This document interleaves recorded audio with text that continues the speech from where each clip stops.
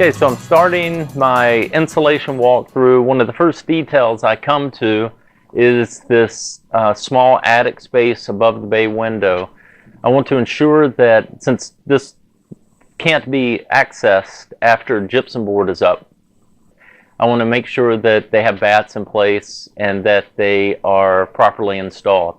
And they did hit this detail. The installer has bats in place and they are filling the cavity and tight to fit around the framing.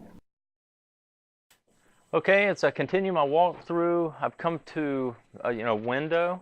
I'm checking to ensure that it's insulated and air sealed around the frame of the window.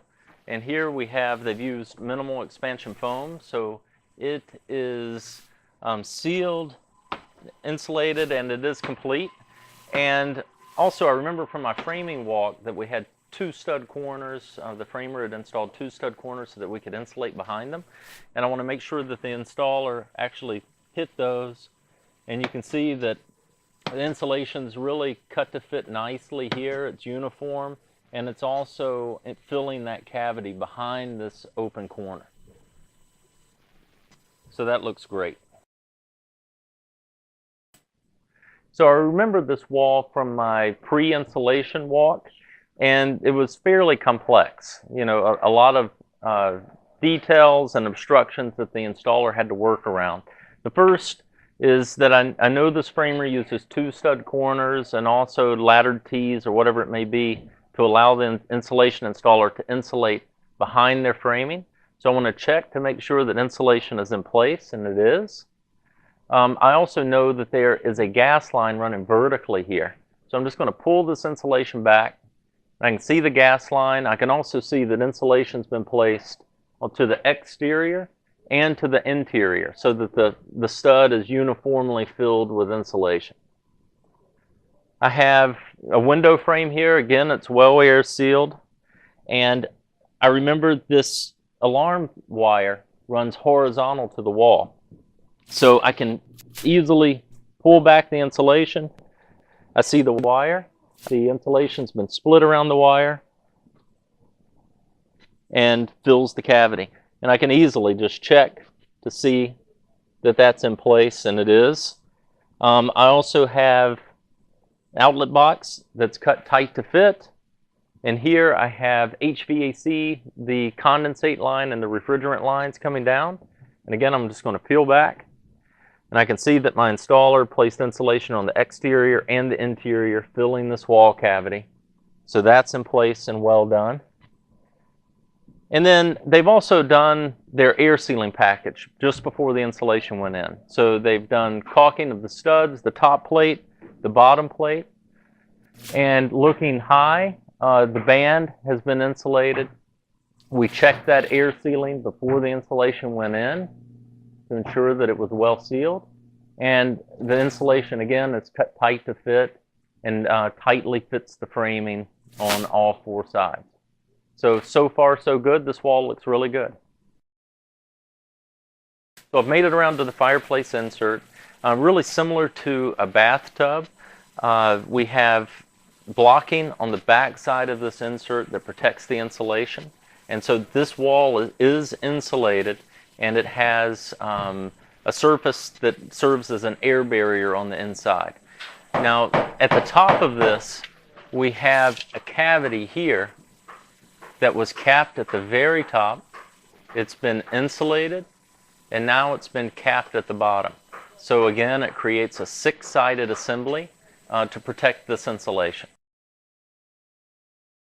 So now I'm in the kitchen nook. At the pre-insulation walkthrough, I checked for baffles to ensure that the end of the insulation was protected from air moving through the soffit vents into the attic space. So I know that baffling's in place. The insulation's well installed. It's protected at the end from wind washing. And it's also important that they put bats in at this time, since this attic space can't be accessed once the gypsum board has been installed. So the insulation's well installed. It's tight to fit the framing. It will contact the gypsum board once it's installed, and the ends are protected from wind washing. So this is looking good and ready for drywall. So during the pre-installation walkthrough, I noticed this area where we have a bath exhaust going through the band and also a plumbing stack running really close to the band. We've made sure that it was well air sealed, that bath exhaust, and now I can also see that the insulation's properly installed, it's been cut to fit, and it looks really good. So I'm in this bathroom, and here we have a corner. On the other side of this wall is an exterior unconditioned closet, utility closet. And above it, we have a detail here that's similar to a cantilever, where the floor system juts over this unconditioned space. The insulation installer has filled the cavity uniformly. It completely fills the cavity, top to bottom, side to side, and front to back. And now, just to make extra sure this doesn't leak to the conditioned space, we'll also block this above this exterior wall.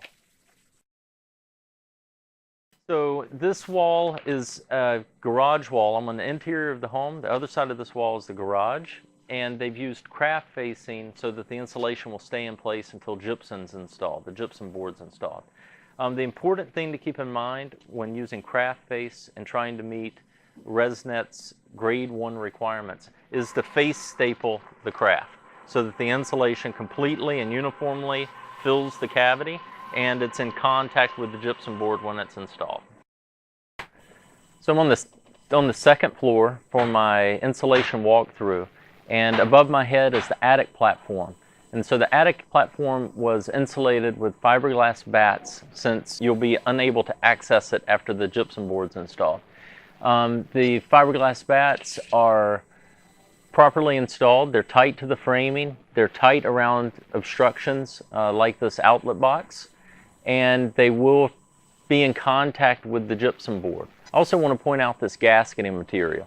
Now that we're on the second floor, we'll see gasketing around all of the top plates, and that material helps to ensure a tight seal between the drywall and the top plate so that attic air can't make it down into those framing assemblies. So I've made my way around on my insulation walk to the master suite, and we have a couple complex details in the ceiling here. We have a tray ceiling that intersects the mechanical support or mechanical decking in the attic. And our insulation installer has tackled these by insulating both independently. He started by insulating the mechanical deck, and then he moved down and insulated the tray. So we have a double layer of unfaced fiberglass insulation. The insulation is uniform, fills the cavity, and it's also cut tight to fit around all obstructions. Okay, I'm here in the master bath. I have a tub and also a shower, a small shower frame out. And so I want to ensure that there's framing in place behind the tub and behind that shower that acts in place of the air barrier. So I've put my hand back behind those, felt the barrier. I've also checked under the tub and I can see it. The wall is also properly insulated. We have a tight fit around the framing, and it appears to be in great shape.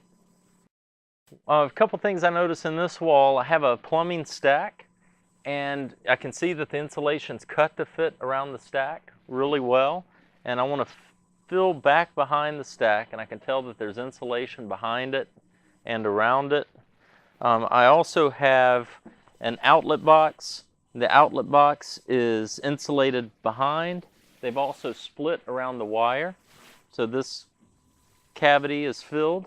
And we also have horizontal blocking at the bottom of these walls, since it's a 9-foot wall, and it's cut to fit really tightly around the blocking also. So we're looking at a knee wall. So on the back side of this wall is attic space. And it's important to ensure that our insulation is well protected on all sides, and it has a backing so that it stays in place and doesn't fall away from the gypsum board into the attic. So here, if I pull this insulation back, you can see we have a backing in place. It's well installed, it's rigid. I also have a top plate, a bottom plate, 2 sides, and the gypsum board will provide my 6th surface. And so I have a 6-sided assembly that's protecting the insulation. The insulation is cut to fit really well. I have an odd angle here, but the insulation's cut to match that angle. So the insulation's well installed and the framing's in place to ensure this wall's well protected and will perform really well. So in the bathroom, whenever I come to a bathroom, I look for an air barrier that will continue from where the gypsum board will be in place down behind the cavity that this tub forms. And so I've checked the backside of this tub also, but this air barrier does run from above the tub down to the floor. It's insulated behind it, and so now we have an air barrier that will be complete from above the tub down to the floor system. So during the pre-insulation framing walkthrough, I noticed this spot. It's a really short knee wall. So on the other side of this wall is attic space, and it's got a lot of little odd nooks and crannies that the insulation installer really had to slow down and pay attention to what they were doing to get this right. So you can see small pieces here where they've cut to fit, a little area here, a small gap that they filled with insulation. Actually, if you pull back this corner, you can also see even the small corner, they've split that bat around that wire in the corner, tightly fitting around the outlet box. This is really well done and properly installed.